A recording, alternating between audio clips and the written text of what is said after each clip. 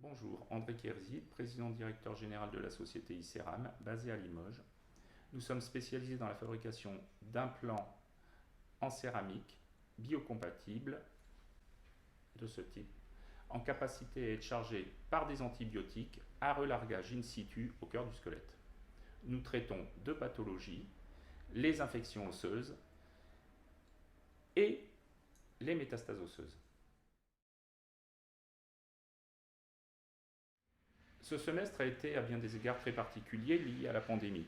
Chez ICERAM, la première nécessité a été la protection de nos collaborateurs afin que nous puissions continuer à livrer nos clients avec le plus de régularité possible, ce qui a peu impacté l'activité, mais ce qui nous a surtout permis de doubler les ventes de sternum et d'améliorer la totalité de nos résultats. La période Covid a mis en évidence aussi une relation qui nous permet avec nos clients de planifier de mieux en mieux les interventions et les interventions lourdes, ce qui permet bien évidemment à nos chirurgiens concepteurs ou poseurs de gagner du temps. Pour tous ceux qui suivent l'entreprise, nous avons investi dans la société Adidream, qui est une société spécialisée dans la 3D, les impressions 3D. Et ici, vous avez une petite pièce qui est un ancillaire sternal fait à usage unique, voilà, qui permet évidemment de gagner du temps au bloc opératoire. Et pendant ce semestre, nous avons mis en place les fondamentaux qui, sur la fin d'année, devraient nous permettre de stériliser, emballer, livrer des produits imprimés 3D à nos chirurgiens dans d'excellentes conditions.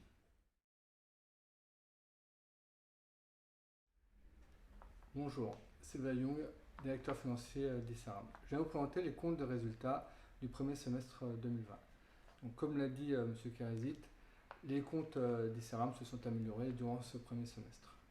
Donc, au niveau des produits d'exploitation, il y a plusieurs choses. La première chose, la céramique. Son chiffre d'affaires a plus que doublé durant cette période. Parallèlement, l'entreprise a maintenu sa production. Donc, ça a permis d'augmenter les autres produits d'exploitation. L'entreprise, depuis 2 ans, a initié des économies dans les dépenses d'exploitation. Et cette année, nous avons obtenu un gain de 500 000 € à peu près par rapport à la période précédente. Un tiers est dû uniquement à la pandémie. Les 2 autres tiers sont dus uniquement à des efforts de gestion qui se sont pérennisés depuis l'année dernière. La gestion fine de nos dépenses d'exploitation nous a permis de préserver notre trésorerie puisque ça se situe à 700 000 € au 30 juin 2020. La structure financière de notre société est saine avec un endettement de 29%. Je vous invite à retrouver l'ensemble de nos éléments financiers sur notre site internet www.iceram.fr.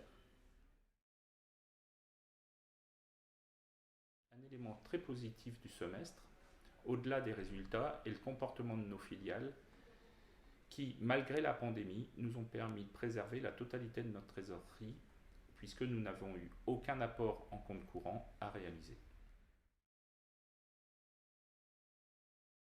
Donc les perspectives d'ICERAM aujourd'hui. Aujourd'hui, aucune publication scientifique, en dehors d'implants en alumine poreuse, donc céramique chargée, conçus chez ICERAM, n'a permis de mettre nos technologies en porte-à-faux.